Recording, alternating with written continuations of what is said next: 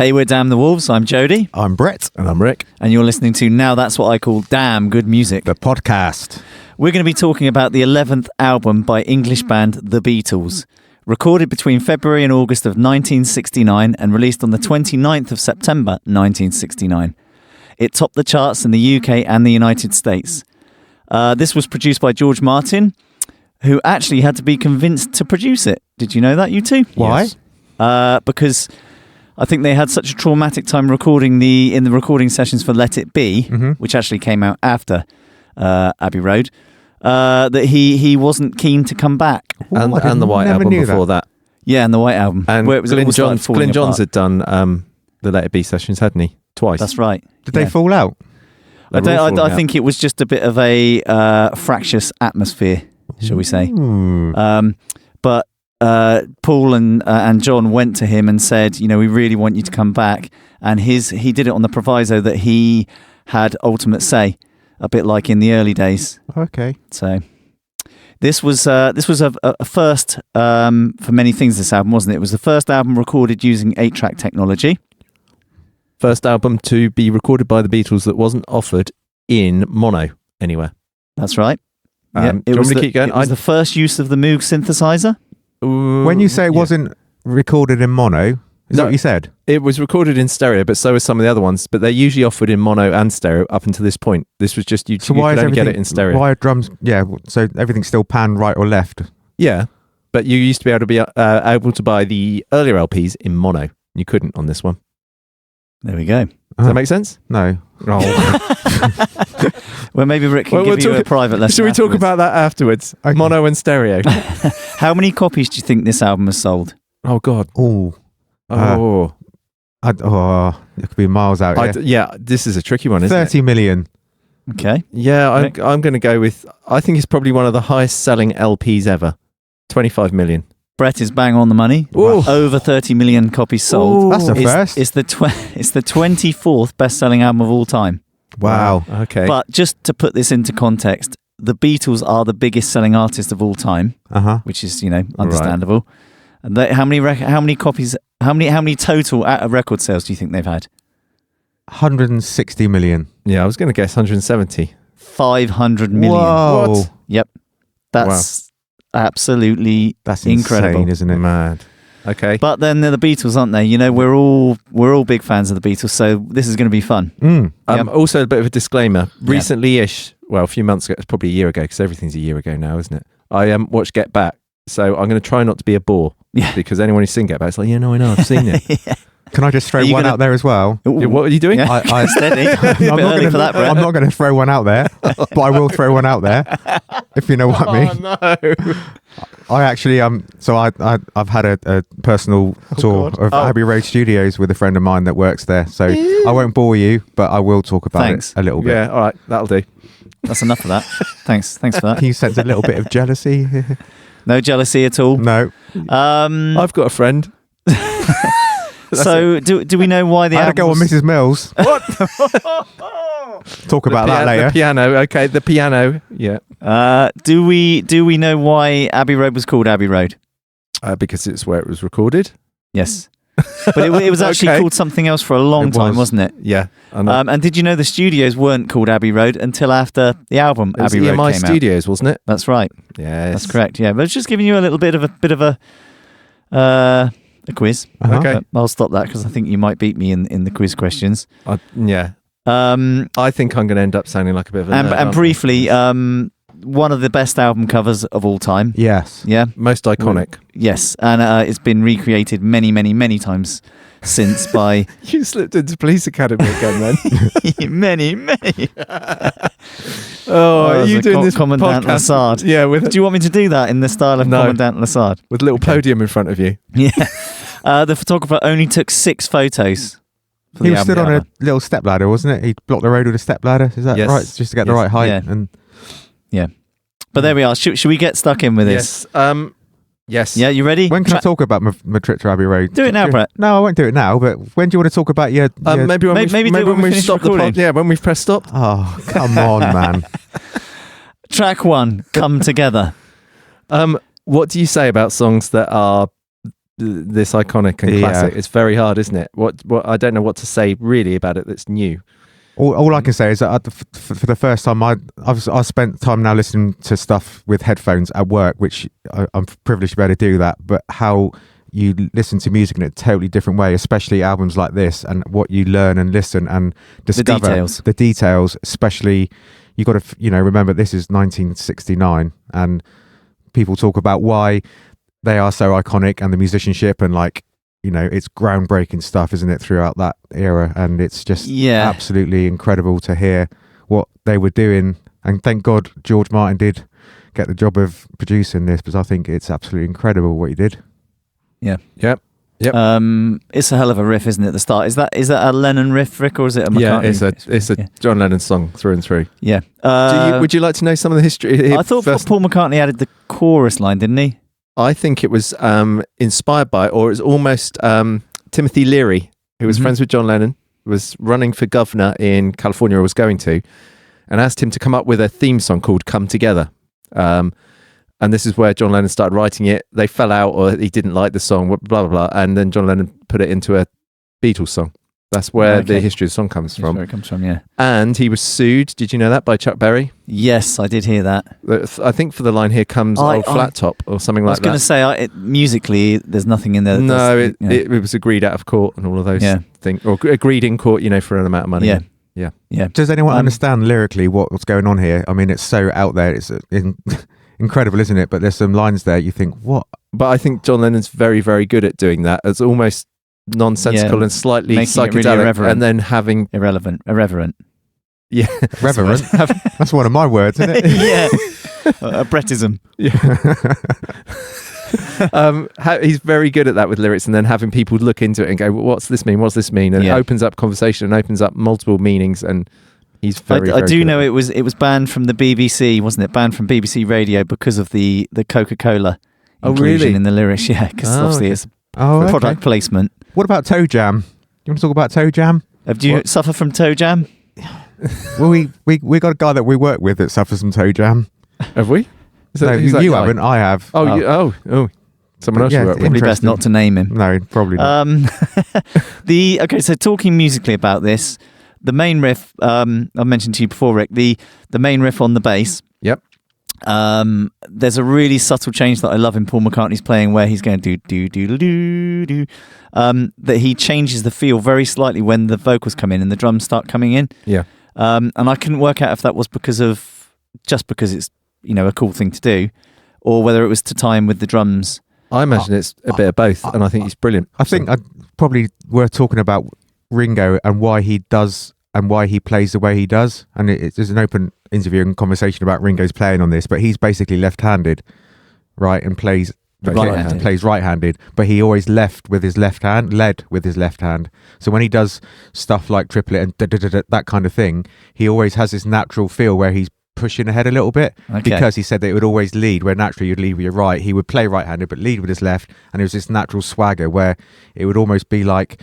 Do you know I get that because I'm left-handed. Yeah. When I sometimes play your drums when you're not here. Yeah. I struggle with sort of going around the tom type fills. Yeah. For the same reason that I never know which hand to go first. I have a drum question, Brett. A more overall Ringo drum question. Is it quite hard to mimic? It is Ringo's totally, because parts often, and is that why? Yeah, because he does stuff like he does a lot of so he pushes that that first note he pushes, but I push that with my right, but he'll push it with his left, so he naturally has this thing where it just kind of just happens slightly before it should, if you know what I mean, but not in an out of time way. But his whole playing is like that, but it's groundbreaking and incredible, and I love everything about it. I love his feel in this, and I really love the feel when it goes to that chorus line, "Come together," when the snare drum comes in for the first time. The snare drum doesn't after the second verse, I think it comes in. Just introduces it after the second verse. That's it. I knew he'd have a guitar. Oh yeah. That bit. But the feel there, but it's in part is the electric guitar which comes in, which I think comes in quite loud, comes in a bit hot. Yeah, it's the first time, isn't it? Which you can almost hear the second time. They've adjusted it in the mix down. Yeah. where they've just brought that down a level. But that feel and groove in that section is brilliant. But the drums are really sparse. You'd expect him to be hitting something a bit more quavery, and he doesn't. Yeah. It's quite the sparse. sparseness. Yeah. Yeah, but the bass and guitar aren't. That's what makes. And then that great. feel continues into the solo section, which is just over kind of like a what do you call that, Rick? What's the musical? For what? The For that sort like a 12 bar, but it's not 12 bar. This. Yeah, that's it. Or that. Yeah, what's that called? I don't know, if I'm honest. I call it Ooh. a boogie style riff because I haven't thought of a better name for that. We'll go with boogie, but the way the bass, because the bass is so intricate throughout the verses, the way the bass just sits playing the eights, it's genius. It is. Paul McCartney's bass playing he's just. I've got so many notes about Paul McCartney's bass playing on this. His bass playing is phenomenal overall, isn't it? Everything everything he plays on is just magic. Yep. I love how clean and sparse the guitar lines are, the solo lines. Yeah. Yep. And do you know my favourite, listening back to it, what I really like about it? Yeah. Is the Fender Rhodes. I love the Rhodes part. Mm-hmm. Bonus point, Brett, if you know who played it. Oh, was it? I reckon it was. No idea. Wasn't David Bryan, Brett? Oh, really? It was Paul McCartney. Was it? Yeah. They swap instruments a lot, don't they, on this album? Yeah. There's they all have a go at everything, bar Ringo. Well, they do and they don't. John Lennon isn't on some of the songs. Yeah. And, interestingly. And yeah. Okay, let's move on. Track 2, Something. So this was the joint A-side single with Come Together, wasn't it? This was the only single from the album. Yeah. And I think Really? they all agreed that Something was the best song on the album. John Lennon says definitely was quoted as saying that. And this is one hell of a love song. What? So this was the only single released? This and Come Together, joint double A-side. A-side, yeah. I love this song. Yeah. I love it. Yeah. Yep. It's beautiful, isn't it? It's a beautiful delivery and makes you feel very in love and warm. It was it's the first George Harrison song to be released as a single, but from the Beatles. Yes, as well. it was. So from what I've read, there was a lot at the time of not convincing George Martin, but George Martin was wary of George Harrison's songs because I think Lennon and McCartney had been so dominating. They dominated the writing, hadn't they, up until this point? And when George Harrison sort of put this song forward, because I think he'd written it before this, and they had rehearsed it for the album prior. Let It Be. It had been okay, so it was on the album. Not Let It Be, but the White Album session. that's right. Yeah. But George Harrison was a little bit underconfident, a bit shy about his writing. So he sort of said it wasn't ready. But then when he did put it forward, I think it took George Martin a little bit to invest as much kind of time and interest in it. I think this song was George Martin's first. Right, he's at the same level as Lennon and McCartney. And I think that's what he realised, wasn't it? Yeah. But wasn't there a little bit of animosity over George Harrison wanted a guitar solo? Oh, the story. George Martin wanted the strings. I'm going to be called a nerd. Right. Another disclaimer. I've read George Harrison's I Me Mine autobiography, and I've read Eric Clapton's biography as well fairly recently. So I know all the sort of wider side of it, or think I do. I've read it anyway. And the story with that, which isn't related to Clapton, is that he wanted to put the guitar solo in, but George Martin had one spare track left that was for the orchestra. So the only way of doing it, that he talked him into doing it, saying you've got to cut it live with the orchestra, but if you mess it up, everything's got to be redone because it's being burnt on the bounce down. It's an interesting way of recording. It's what we call bouncing or whatever, but then it would have been called mix reduction, where you reduce what you've recorded already and bounce them down and commit them to sort of left and right 2 channels, and then you free up more channels to put more stuff on, but you have to commit that. Mm-hmm. So the lead guitar bit's cut live with the orchestra at the same time. Wow. Yeah. So you had to be confident getting that right, because if he messed it up, the whole thing had to start again. So apparently there's a James Taylor song called Something in the Way She Moves. Yeah, which is the first line, isn't it? It was inspired by that. Which I think, Need to talk about Paul McCartney's bass playing again on this song, because there's stuff he does. I could do a podcast just on his bass playing. Some of the runs he does, it sounds like how Ringo plays in other. It almost sounds like fills, like drum fills. It's like he does this. His playing during this is so fluid over the way the song moves, and I as I was listening to it, thinking there's something in the way he moves. Yeah, because his bass playing does just move so gracefully. That's not originally how he played it, though. So it originally was far more complicated, and it's George Harrison's request for him to simplify I it to did what it hear is that. now. Yeah, I That did hear that. he was far busier to start with. But if we do something like that in a song that we would put, it would be like, Oh, what I are you would doing? never. I'd know. I don't think we're capable of writing something. That's why. Yeah, but It's too busy. It's too busy. It's too busy. exactly. But why? There's so much you can talk about the lyrics and the narratives and stuff, and these, the most iconic band and best band in the world ever. Yet, they're putting stuff out there that's like, why would we do that? We wouldn't be able to do that, but they did it, and it's quite confusing to. That's what makes them so unique.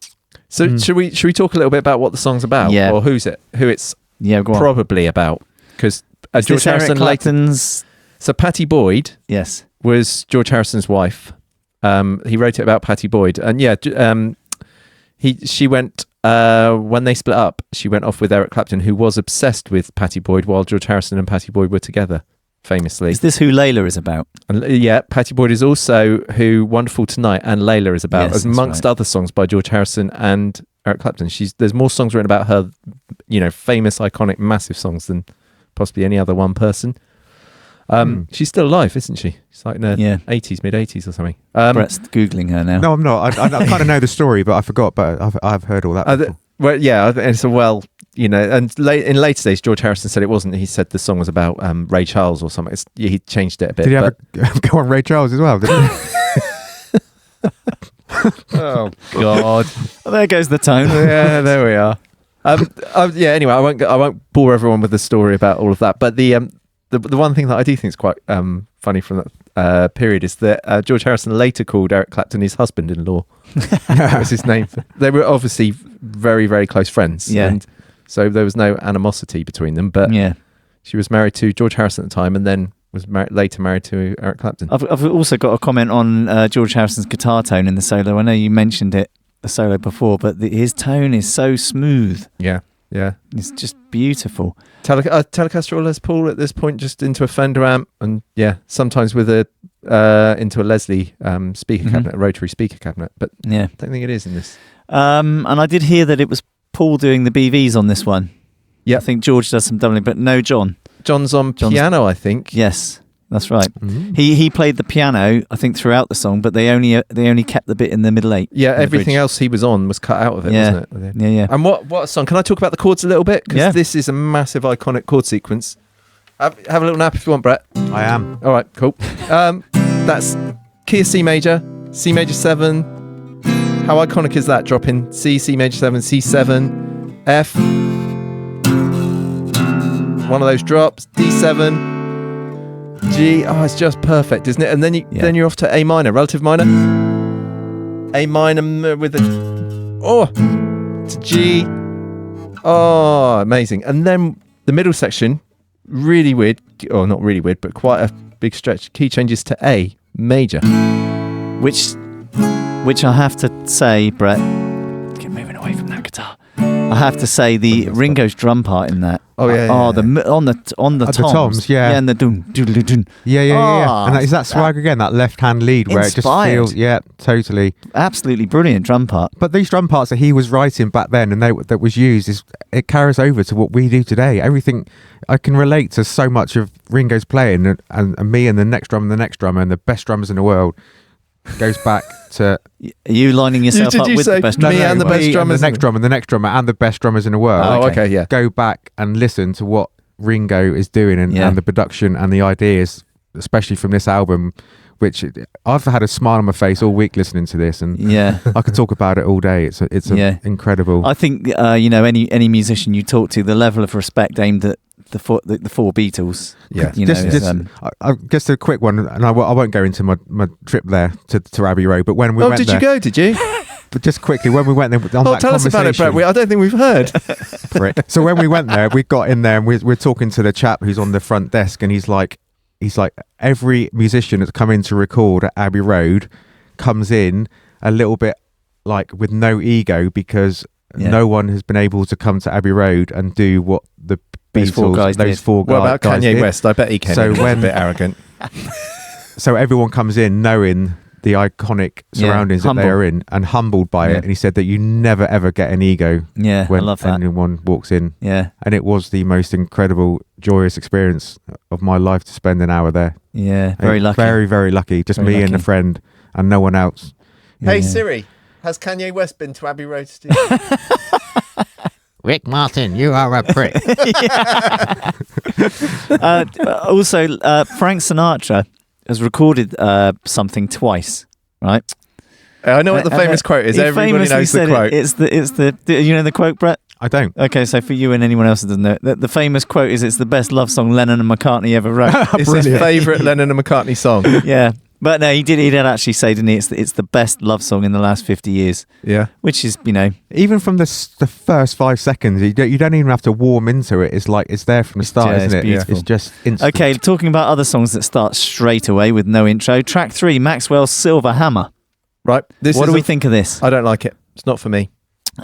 It's funny you say that because we've obviously been listening to this a lot, this record, running up to the podcast.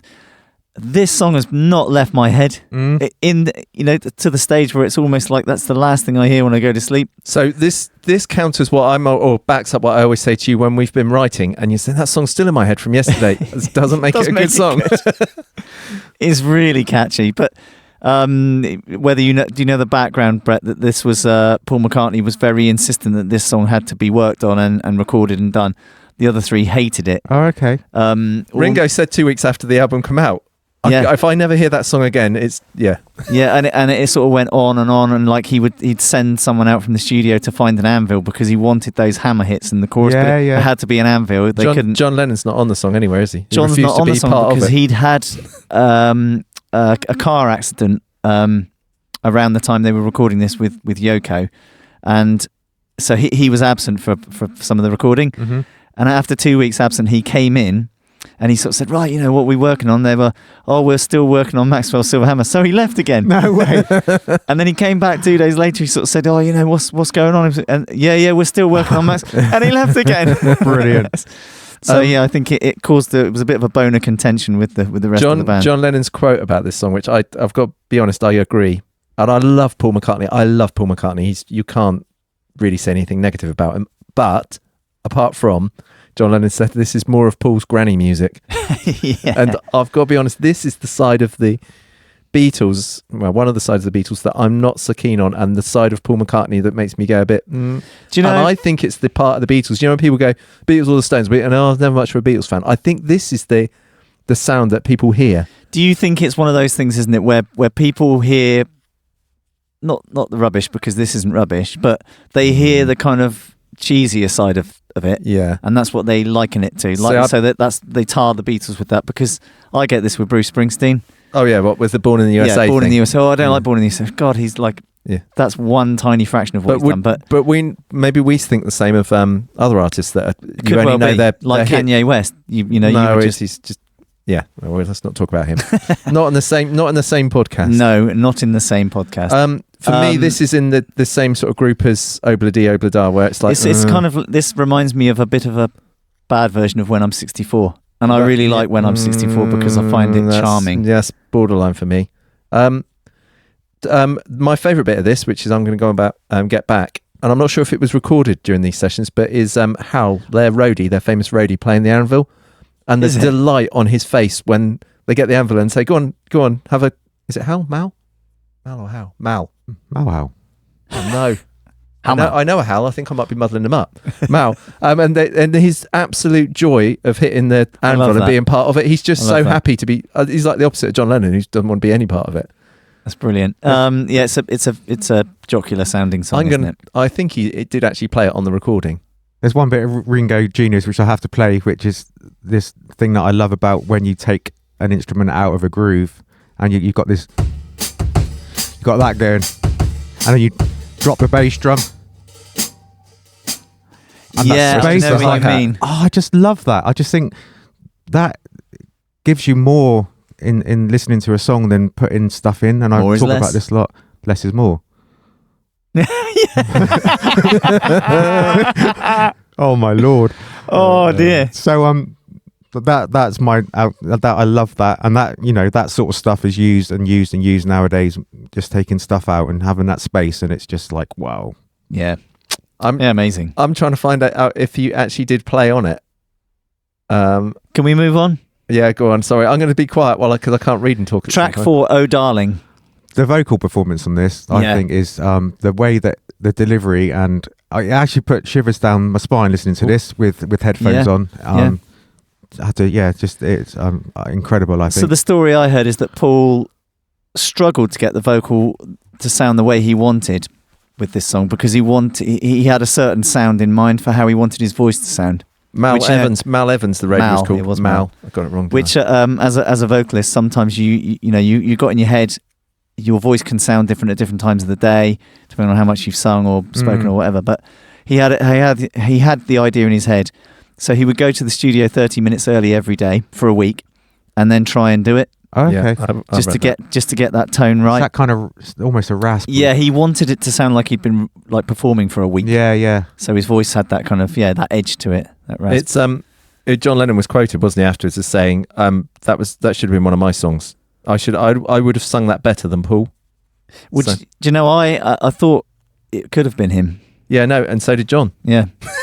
So you're not alone with that. There's one thing that does annoy me a little bit on this is that the picky guitar. Oh, the arpeggios in the bridge. And it's panned hard right in headphones, and it's like almost graty. Like you think once you get it in your head. Check you out with your new headphones. I know. And your panning. I know. But it's very panned, isn't it? Beatles stuff, obviously for obvious reasons. But it was very I know what you mean. Right, it's almost comical, isn't it? It's comical, but if you tune into it, it becomes annoying. But if you don't tune into it, you've just ruined the song for everyone else now. Who's going to listen to it again and go, oh yeah. Well, that's what podcasts are for, aren't they? What, ruining things for people? Great song though. I love this song. Yeah, and great song. It's got a bit of doo-wop about it, and it's classic 50s vibe. The harmonies. Phil Spector in there. Do you hear that? Yeah. Paul's bass playing again is shining through. You almost don't need to say it because his bass playing is just. One thing that really struck me on this is obviously for us as Beatles fans now, as adults. We weren't around when I don't think I'm an adult. When this, I suppose, sort of generally speaking, we weren't around when this music was big. But Rick and I were lucky enough to be brought up listening to a lot of this stuff. Our dad was a big Beatles fan. Yeah, my mum was a Stones fan. Hated the Beatles. Really? Yeah, really. Yeah, Mick Jagger all day long in my house. Really, I wouldn't put your mum down for. No, I don't know. Engelbert Humperdinck as well. Engelbert. What's he? It's like an angle driver. Ankle grinder. Angle grinder. Angle grinder, yeah. That's what she used to call him. Oh, no. No, leave it there, Brett. Leave it. So, yeah, we Please release me. Leave it. God. How did we get to that from the Beatles? Oh. So we were lucky enough to have grown up in it, but the music that we kind of listened to, which was the generation after the Beatles, like what I'm getting to is bands like Aerosmith. I can hear so much of the Beatles in their music, and in this song in particular, I can hear Steven Tyler's voice. Oh yeah. There's certain lines that are it just could be him. There's 1 minute 52. You know what I'm like from the Times. Listen to it, and you think, yeah, that's Steven Tyler emulating Paul McCartney. Do you listen to music looking at the clock, like the timer? You do, don't you? No, I don't. I don't. But I like to, if the listener wants to go back and on a recommendation. I get that with Pink Floyd and this stuff. There's a lot of Pink Floyd. I mean, I think when you talk about influence the Beatles had, and not this album overall. The sounds on it, the Moog, the synthesizers, everything moving into the 70s. This is, but setting it up. Yeah, but even now, you listen to music and say, "Oh, it sounds like the Beatles." Yeah. But it's in everything. It's in everything. It is in almost in pop rock culture. Yep. There's still original tapes at Abbey Road. Just going back there quickly with how did you know, Brett? There's the old like reel to reel in the corridors and tapes that are all massed up and labelled, and there is like Pink Floyd original tape just still there, just hanging around, and you're not allowed to touch or photograph it, but you did. Oh, no, I didn't. I love the right at the end of this song, the hitting of the guitar strings. Yes, hitting beyond the nut, Rick, where it's just gone. You do that a few times. It's usually by accident when I catch something, but yeah. Yeah, it's great. Yeah, I love that. Okay, track 5, Octopus's Garden. I love this song. This song made me smile so much this week, and the whole album, I've sing the chorus to this, and I've been walking around like an idiot. It's a catchy chorus. It's like when you're a songwriter and you're trying to like write that perfect song and the lyric, and you're trying to draw everyone in to like make the best song, and they can write a song about wanting to be in an octopus's garden at the bottom of the seabed in the shade. Well, Ringo wrote this. It's just brilliant. This is the second song Ringo wrote. Yeah, there's only 2, isn't there, that Ringo ever wrote, and this is. It's just. But I love the story. The story behind this. What's his relationship with the water then? Sardinia, was he on Peter Sellers? He was on Peter Sellers' boat in Sardinia. Oh, okay. Is that where Yellow Submarine comes from as well? Then No, that was written by before. Lennon and McCartney. was it? Yeah. Oh wow, I got that wrong. Maybe he was inspired by that in part. But he was talking to the captain, and the captain was telling him this story about how the octopus go along the seabed It's and brilliant. find sort of stones and shiny things, and then they create a garden with it, and that's what he was inspired It's just brilliant. And It does remind me of childhood. This Yeah. probably Yellow Submarine as well. It's kids songs, isn't it? And But isn't that great? Because when I listen back to this, and I listen to Abbey Road occasionally, not regular, but this song took me back to being kids with Dad playing the records. Yeah. And it's lovely, lovely memory. it's just that melody in the chorus. It's just, I don't know what it is. It's a kid. You're singing like It's a child, simple. and it made you smile, and it made me. And I've been going around, like I say, all week singing this line or that the funny chorus smile line on your face. more than anything else. I think on this. Love it. One of Absolutely my love it. favourite bits of this song is when the band harmonies come in on the second chorus, which is it's 42 seconds. Like in modern day music, Not 41. with 40 seconds. At 40 seconds, you're thinking like maybe you've hit the first chorus, but they're on their second chorus already. Yeah. you might be. We'd be looking at it going, why am I looking at the timer? Well, because it's early in the song, it just surprised me. all right, okay. But you get the chorus of the band coming in with the backing vocals. That's really, really cool. Yeah. And then they drop out again when it gets back when it goes into the verse. It's the whole thing drops sonically because those vocals have come out. But it really hammers home that chorus, strong chorus. Yeah. No, I love it. Absolutely love it. Very good middle section as well. Should we move on? Yeah, I was just going to talk about the middle section. Oh, go on, talk about the No, middle it's all section. right. Go I on, was that's fine. just looking at Brett really, where Ringo goes on to his toms again. Yes. Yeah. There's a lot of Tom work that he does that It's nice. I might have to pull a little bit of Tom work out in a minute. Oh, Not on this, but later okay. on. Oh, okay, when we've stopped. when you're in your own. When we stopped recording, you've gone home. Yeah. Track 6, I Want You, brackets, She's So Heavy. So this is the end of side 1 on the vinyl. And this is John Lennon, isn't it? John This Lennon's is John song. Lennon. So written about his love for Yoko Ono. Yep. Yeah. Did you two? You must know this, Rick. Can Did I you play know the that- intro one? Oh, sorry. Can I play the intro? Yeah, of course you can. But I was just going to say to Brett, did you know that You play the intro while Joe's talking over it. That'd be nice. Go on. This isn't going to work. Go on, you say. they had this motor accident? No, you're right. It doesn't work. It Yeah, doesn't go work. on. Yeah. Oh, sorry, Karen, go That's on. right.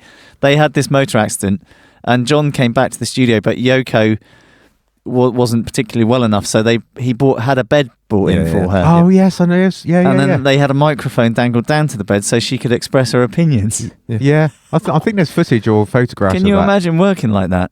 Well, it's a bit Yeah. like Brett with Sippy Cup. I think that the story goes that the other 3 Beatles were happy because she was a little bit further away in the bed and not actually part of it. Did you hear about the biggest argument at the time, which was set off by her eating one of George Harrison's cookies? Have you not heard this? Oh my lord. It created the biggest argument around that time was her eating one of George Harrison's cookies. You not? No, I won't bore everyone with it. So just changing the subject, Noel Gallagher talks about like the big songs in the 90s that he writes, and he goes, when you hear him talking about it, he's like, oh, what, imagine being me back then. I can't remember why I was doing this. Is it the same with them, do you think? Like, were they doing stuff like they're putting chemicals in their bodies when they're writing these songs that... Possibly, but yeah, possibly. I think I know that Noel's very influenced by... I don't think you can put it down to... I just don't know whether like a lot of these lyrics and whether they're in a different world, I don't think so. I think they're just really observant people with massively creative imaginations. Yeah. And the competitiveness between Paul and John was a massive... And then, of course, with George trying to... you've got to really up your game if you want to be heard above Paul McCartney and John Lennon, haven't you? Mm. So all of that, I think, Yeah. played into it massively. Can I play the chords at the start? Yeah, now? go 'Cause for they're it. brilliant. This. How cool is this chord here? Ready?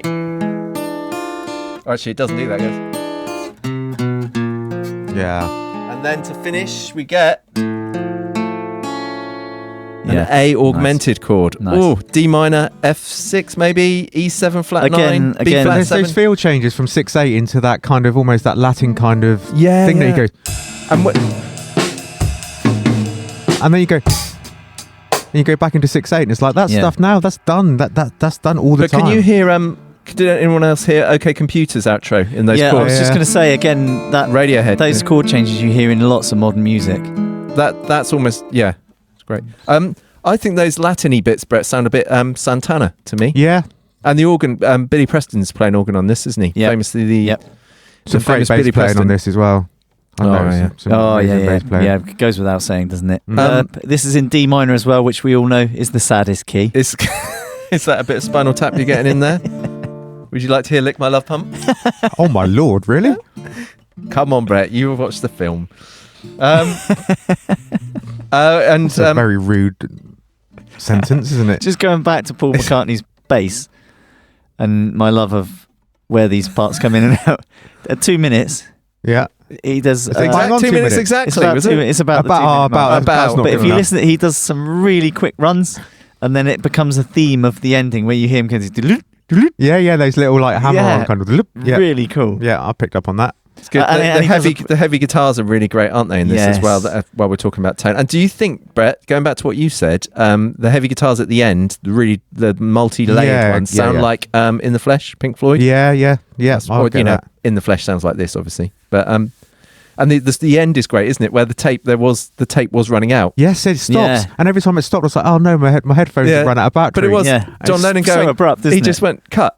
But it's like 7 So they did. minutes 50. I think this song. I think it's. They had Yeah. they had like 10, 20 seconds left of tape, It's the, and he the just went 3 cut. minutes of that repetition of Yeah. the "She's So Heavy" theme throughout the end. But it grows and gets bigger, but it doesn't get bigger and bigger. I It just think- is gets that the bigger and wa- there's stays there. It's like a white noise that It's they're a Moog. bringing in. Moog. Is that what it is? It's the Moog doing a swirling, The Moog. windy thing. The Moog. I will just say, just dropping back to Paul McCartney and his bass playing, he does do one funny thing that made me smile. He does like a slide. Did you hear or that? like a fill, like a Ringo fill that he does. Yeah. That's what some of his bass playing. But I thought whenever I do that, it's because I've lost my way. One of those. Yeah. It's the thing, isn't it? You go like that and think, because you're trying to work out, where am I again? What's the next note? But I don't think that was what Paul McCartney was thinking. Yeah.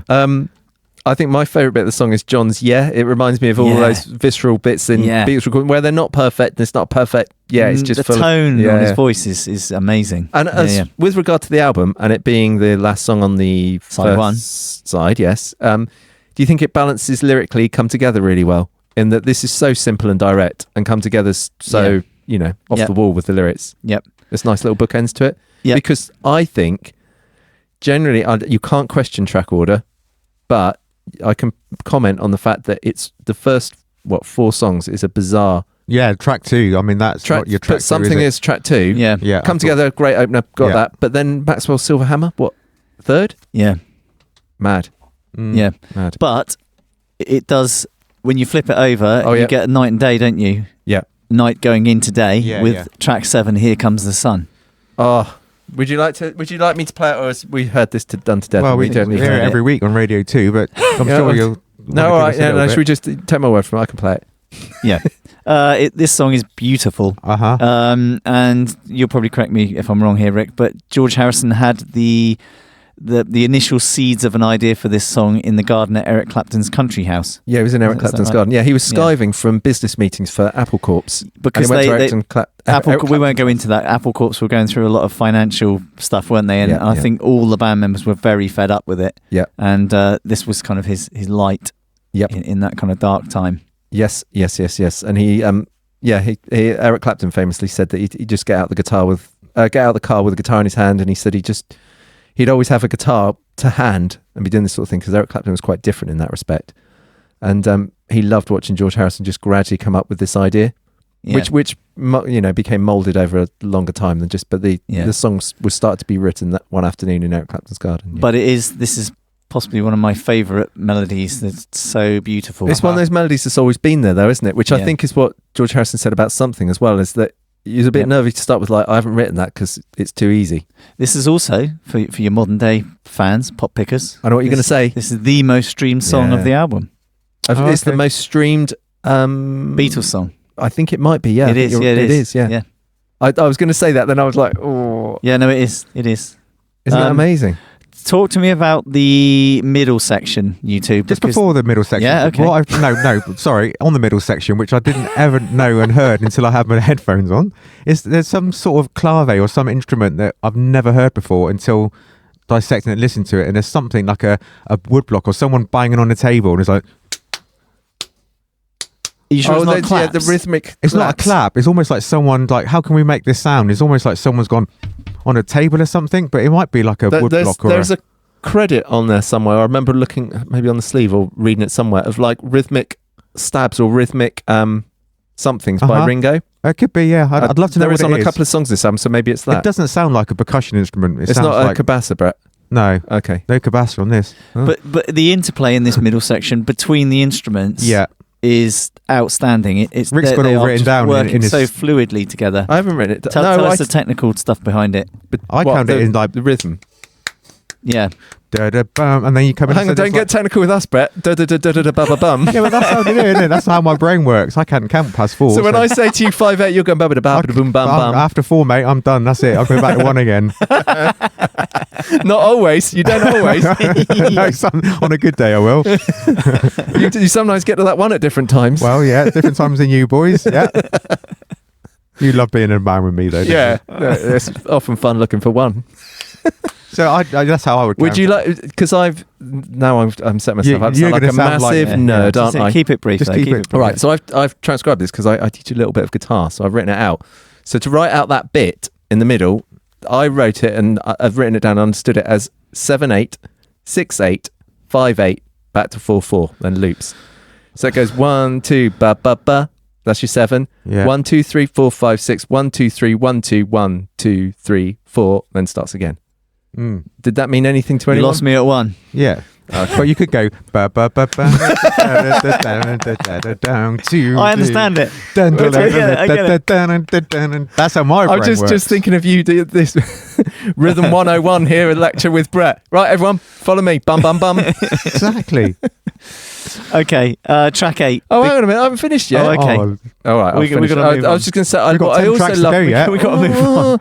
I also love the Indian influence in this. Yes. If you thought of that time signature as 11/8, that's a very Indian thing Yes. to do. Indian classical. You love a bit of Indian classical, I know, Brett. And do you think the sun is very kind of Indian? You know, that Yeah. kind of. like Yeah. when you're in a restaurant waiting for your Oh, pilau God. rice and Oh, your no. poppadoms to turn up, when you get that kind of Indian music in the background, that kind of vibe.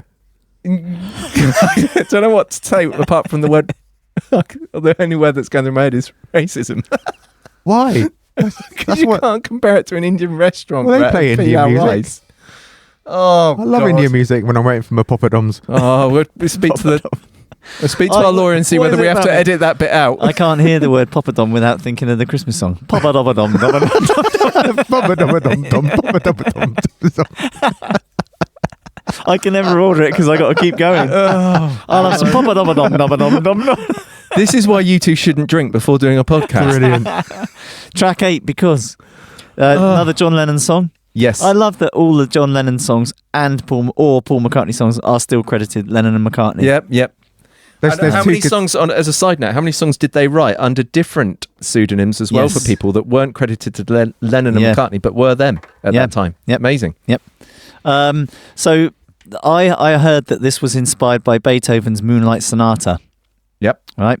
So you know this, right? Brett, do you know this? No, I haven't. Yoko was playing Moonlight Sonata on the piano, and John asked her to play the chords backwards.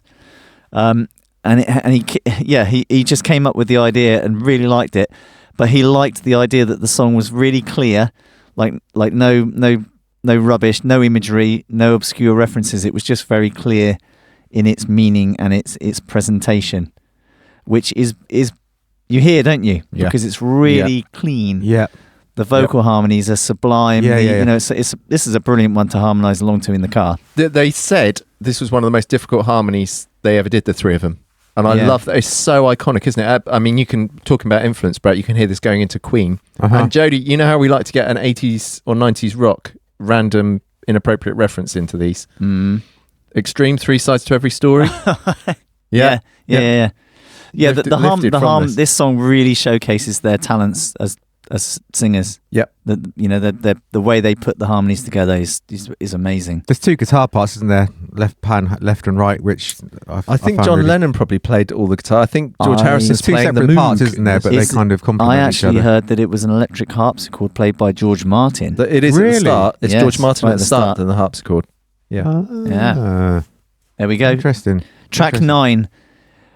So this is the beginning of the medley. Yes. Isn't it? The ending medley. You never give me your money. It took me a minute to realise that when I was streaming my headphones, and it's like I thought that was one song, and then I got to the end, so I was making my notes, and it's like, oh, there's 3 songs in that one song.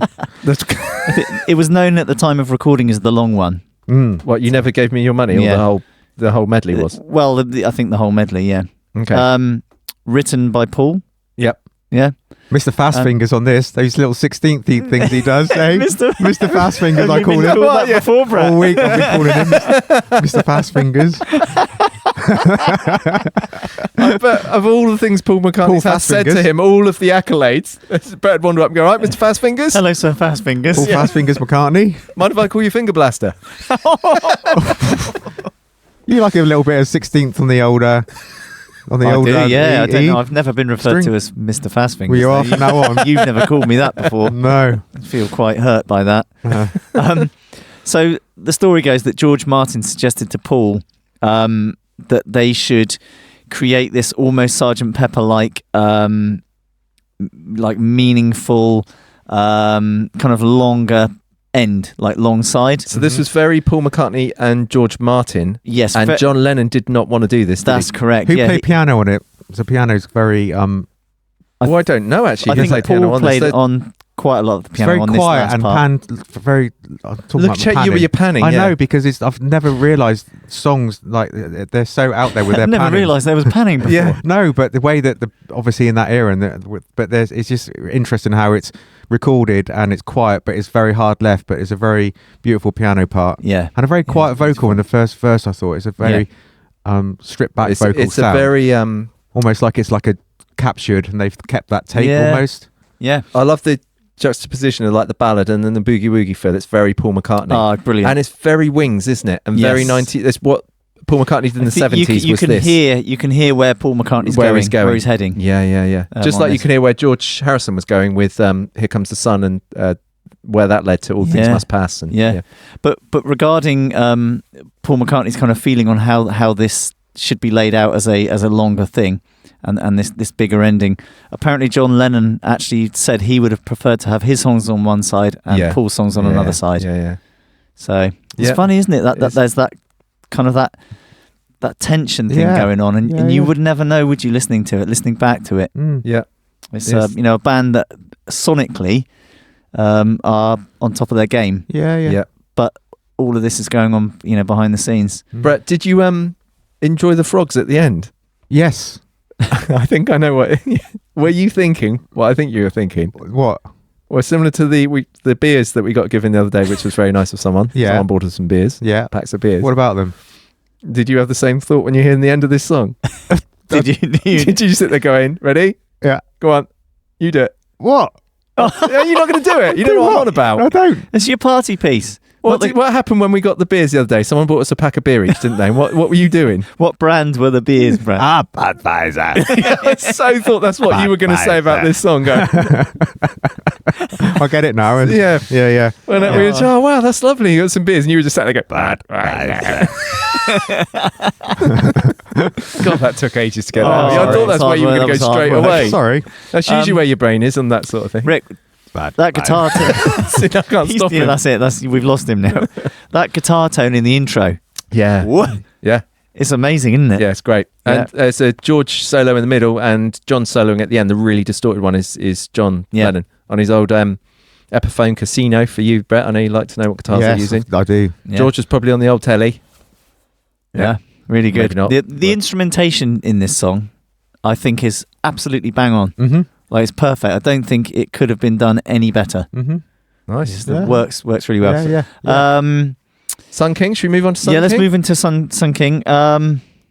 So that as soon as this started, it reminded me of Albatross. Yeah, I think they were aware of that. I George think it Harrison's- was inspired, wasn't it? That Yeah. guitar sound. Bit of Spanish going on at the end of this song. Bit of Spanish. Well, I think it's Spanish, Portuguese, I think it's Italian, Spanish, and isn't it? French. It's them I just did mucking have about. to look at this because I was so. Did you intrigued translate by it? No, I was so intrigued by it, but It's apparently, just gibberish, isn't it? yeah, Paul McCartney just came out with any Spanish words he could remember That's from what I learning thought he Spanish did, at because school. that's what I do. It's like, well, yeah, you I do did it, that with but- my French. Do you remember? Yes. We can't repeat what you come out with in French. Oh, though. I found Yeah, myself I don't doing the think they're same with actual this. French words. Yeah, and then you'd usually go on about meat, wouldn't you? Which we can't do. Meat. Yes. Let's leave that there. No. Leave it. Jambon, le jambon. Yes. Yeah, oui. Did you know this? The working title for Sun King was "Here Comes the Sun King." Yes, I did Really? know that. Yes, That would have taken away from the. And that's why I and got that's why changed. it got That's why I changed, changed it. Yeah. The vibe is great, isn't it? And the harmonies Yeah. again, harmonies all over it. Yeah, But do you know what? Can I say a negative that this is a bit of a you side can note? say whatever you want. What I don't like, because I've got issue with it, I've got a bit of one of those, is the Lowry organ that George Martin's playing. It gives me the creeps a little bit. Larry's organ. Lowry Larry. organ. What, Larry? Who's Larry? Who's Larry? What's he doing on his organ? He was a tech. For God's sake. Can we not talk about an organ without you going on about... Nope. No, clearly not. Advisor. I knew that was coming. Coming back again. He's in there. Oh, man. Go on, talk about Larry's forget organ it. again. Lowry organ.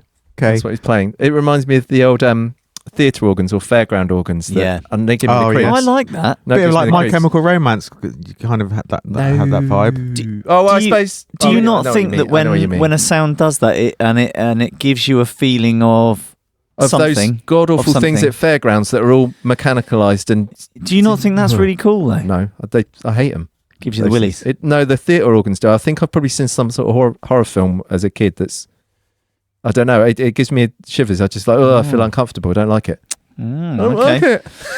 So yeah, the ending segues nicely into track Mr. 11, Mustard. Me and Mr. Mustard. So Does this remind you of a sort of Sergeant Pepper style sort of character, Beatles Yeah. character? it's classic Beatles character type song, isn't it? But only 1 minute and 6 seconds long. What's going on with the bass here, Joe? Is Fuzzy, it fuzzy as you like. is innit, it Brett? fuzzy? Is it a fuzz played bass or is it a synth bass? Have It's they? a fuzzy bass. Fuzzy bass. So he's played that. So I've Yeah. actually put in Yeah. an ass because I thought it sounded almost like it was a synth.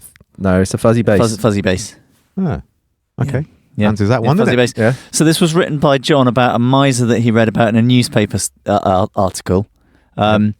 You'll like this, Brett. Who was hiding his cash, not up his nose. Oh, Okay. where the sun don't shine. Yeah. In order to prevent people from making him spend it. Ooh, did he spend it after? I don't know. It would need laundering, wouldn't it? That money. Oh, yeah. I'm here all week. We've been planning that one all. But I loved the idea that John Lennon was reading the newspaper, saw this story, and just wrote a song about it. Yeah. It's just really cool. He was also prone to coming out with things like that and then changing the story later on. They should have called it. Possibly. This is where here comes where the sun don't shine. That's what they should have called it. Oh, very good. No, little shush. No. Did you get it wrong then? Well, how do you feel this song adds to the running order and the album? I just think it's a little character A ditty. Ditty, yeah, that's funny, isn't it? We nearly said the same word at the same time then. Yeah. It's almost like the end of the live show, isn't it? Where they just play like a medley of, I don't know. I just Like chucking a little acoustic ditty at the end, like that wasn't meant to be there, you mean? Yeah. Maybe they should have done that. Oh, they did. So do you think track 12, Polythene Pam, Yeah. which is another John song? Yep. Yeah. And 1 minute 12 seconds long. Another Thanks short for- one. yeah. thanks for I like that. Ringo on this. Ringo's bit of Tom Action. I love his Good playing Tom on this. Action again, Yeah. Ringo. It's Yeah. just a good sort of classic rock and roll Yeah. sort of chord riff thing, isn't it? Yeah. Yeah. And do you like John's gone back to his proper Scouse accent in this, hasn't he? Yeah, I love that. It was I do actually, love that. he said this was written about someone in their early days that Yes. used to eat polythene. And then Wow, you sometimes see, I've cook heard it a and eat different it and- story.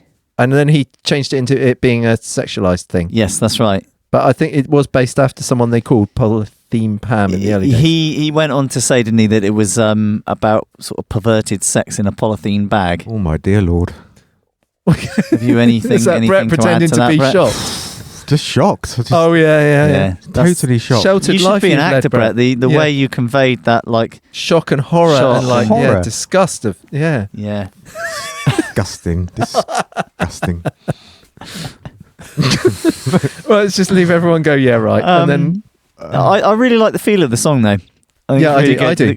The guitar tone, as she said, is really Yeah. good. And the way Paul changes up the feel of the bass towards the end, as it's going into the next song. Yes. That obviously you don't know that when you listen to it, but you can hear his feel change. Yes. And then it goes straight into "She Came In Through the Bathroom Window." Do you know, this do you is know one what I of- wrote about I'm this sorry. song? Track 13. Do you know what I wrote about it? Thanks, Jodie. What did you write, Brett? Nothing. Okay, well done. Had nothing to say about it. What, She Oh, Came really? In Through the Bathroom Window? Nothing to say about it. Oh. We're going to fall out now. Sorry. Rick, clear the floor because there's going to be a fight. No, I'm going to let you go for it. Oh no, come in there. Ah! Mummy. I love this song. Do you? I love Yeah, this I song. like it. I like it. Okay.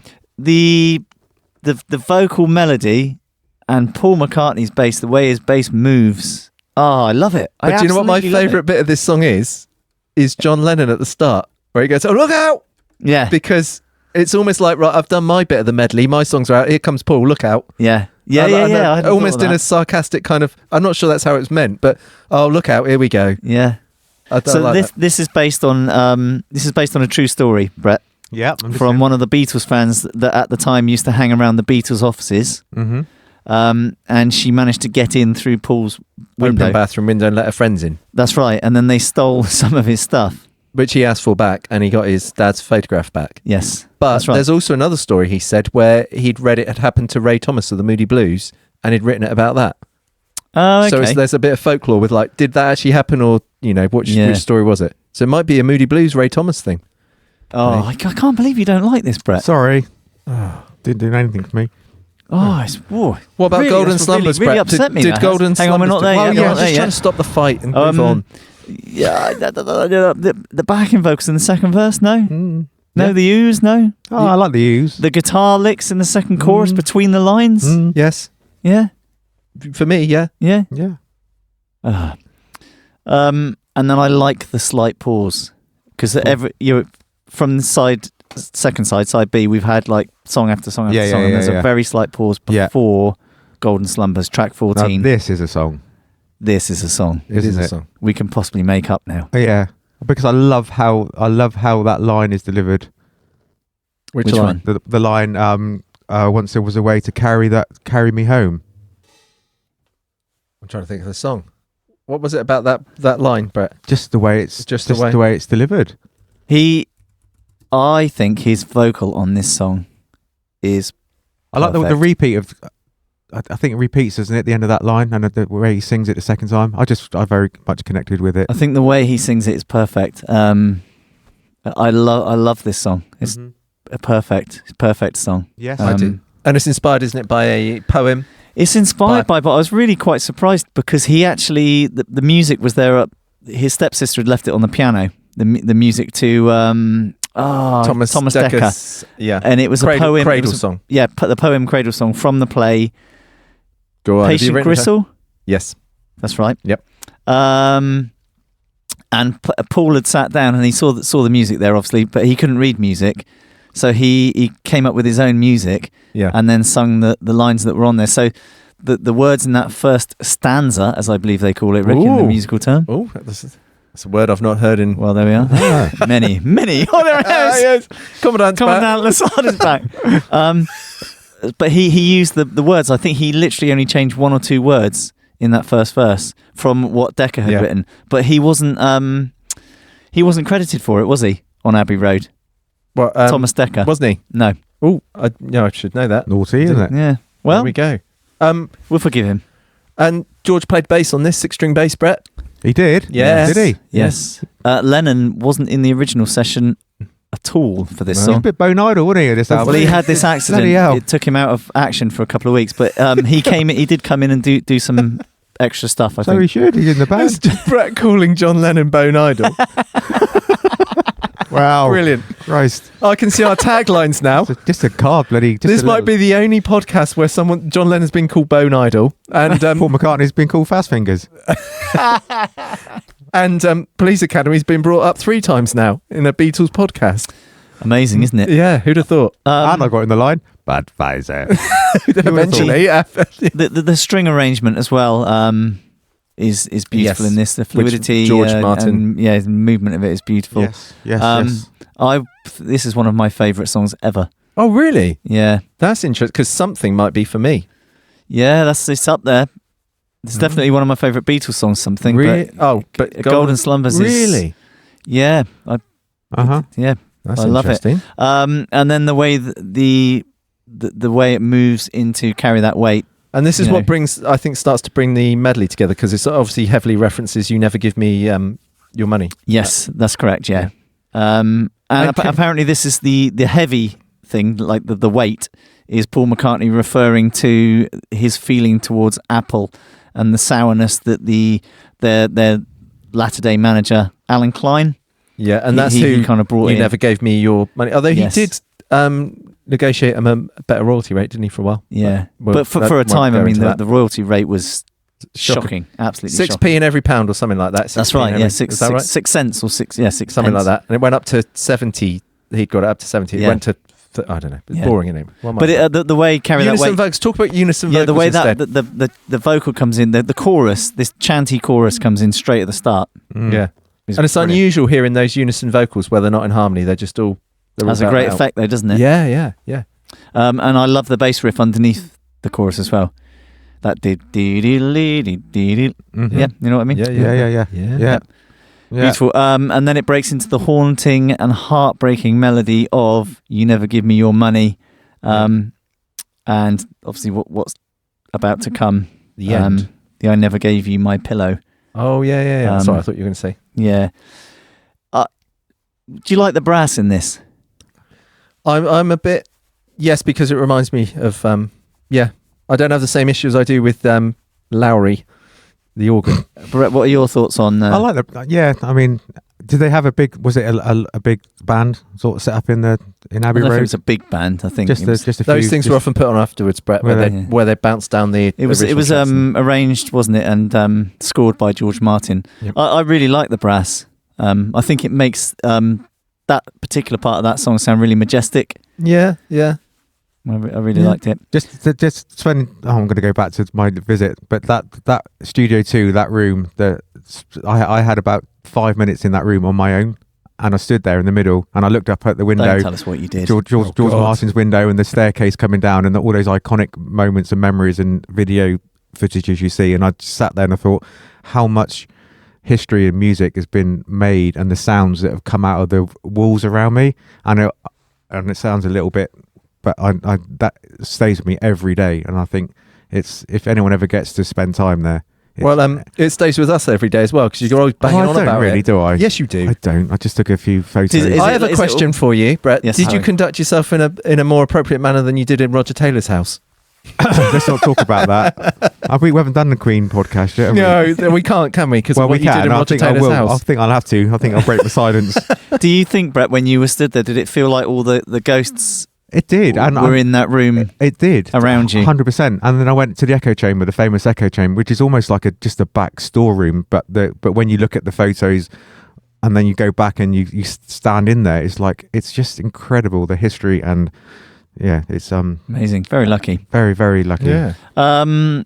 So that leads in the riff at the end, leads very nicely into the end. Yep. Another Paul song. Oh, this Yeah. song, I love Ringo. I in do this feel song. we should also address, we've been referring to Paul as Paul, but he is Sir Paul. Sir. Sir isn't he? Paul. You know, They should all yes, be yeah. Sir, shouldn't they? Oh, Well, yeah. Okay. Yeah. Yeah. Bring a petition about Brett.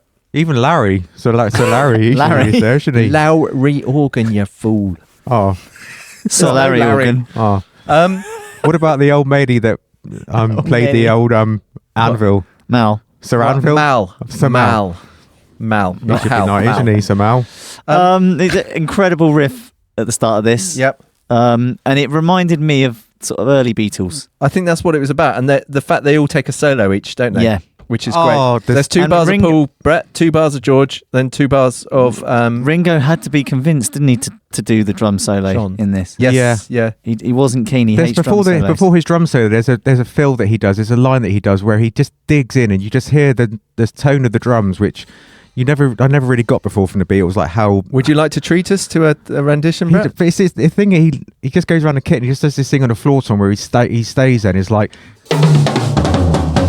And he just plays more notes than what he should at the bottom, and it's just like, I love that fill that he does. Did he get to the floor tom before he meant to? Is that what he's filling the space? No, up? it's not. It's just I don't know what it is. It's just a great. I fill. like the kick drum running all the way through it. Yeah. just That feels like a drum solo, having that Yeah, kind yeah. of 4 on the floor. yeah. Yeah, and it almost is, isn't it? Well, it Can kind we have of- a bit it of kind- kick drum 4 on the floor, Brett? So we can. Oh, No. Okay.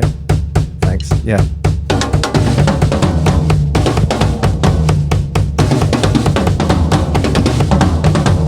that kind of Yeah, that kind of brilliant. vibe. Yeah, I love Just, it. yeah, Yeah, I but love it. delivered in such a Ringo beautiful way. And that drum is the first true stereo recording of the drums, Yeah, because everything else was panned one side, Brett, which you know all about. there we go. That's why I'm confused. Because that wasn't. That was the drum kit was panned, which has never been in any Beatles recording before that They point. used 12 mics on the drum kit. And how that. amazing and incredible that, and you know, for drummers out there, if you sit down and get the opportunity to listen to how beautiful those drums sound at that Yeah. moment, it's absolutely stunning. That's really unusual, isn't it? For that time, that was really ahead of its time doing that, Yeah.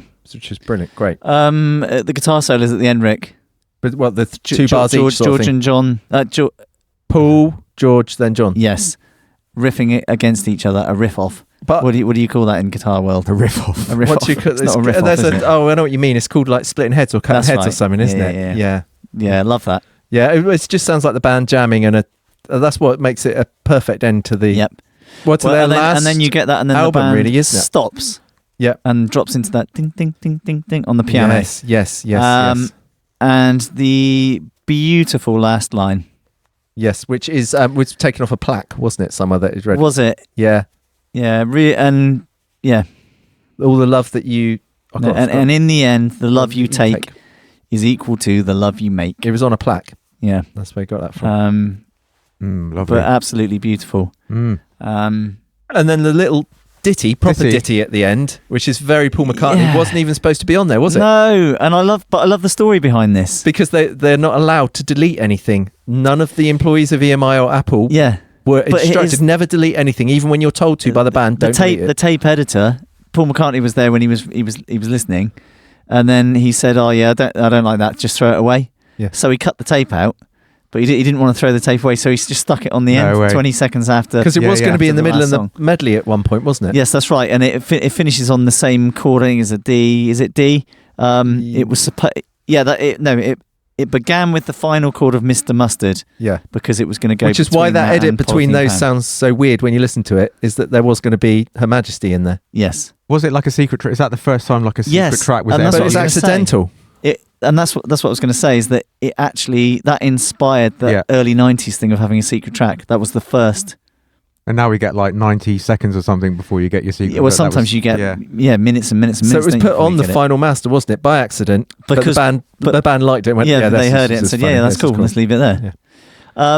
But do you think it's right being at the end Well, it as would- a listener? Well, as a fan? no, do you the feel album that- ends with the end, but that just sums them up brilliantly, doesn't it? Having a and little that's ditty. and that's what I thought. It's almost Personality. comedic kind of Yeah. personality at the end sums up who they were. Yeah. So what we need to start summing up, because Okay. there's only so much disk space left and time in the day. Yeah. If I We could don't wanna split it into if I two. could sum this album up and relate it to us, we got 20 seconds. It'd be like us cutting the end of this musicians, song like John Lennon did at the wouldn't end. it be amazing moving forward to just not to take risks and not be so formulaic in how Formulaic. that's the one how we write sometimes and arrange and structure and just take risks because they did. Well, yeah, but Yeah. we're not the Beatles though, Brett. So, Brett, give us your song. You got to pick one song. Do you know what? It's got to be Come Together for me because I after my visit to to Abbey Road, I came have you back. been there, have you? And I remember doing a little drum cover of that song, and I usually delete the original drums, but I kept Ringo in it, and I played. It's almost like played with the Beatles and played with Ringo, and that song every time I hear it, and that feel and the groove and everything. For me, it's that song. Yeah, Rick.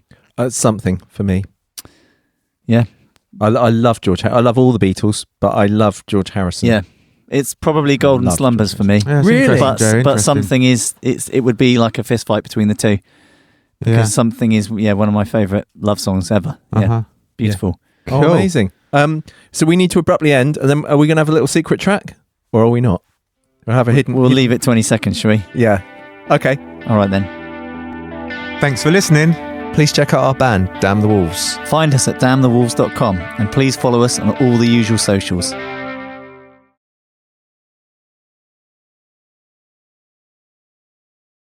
Budweiser.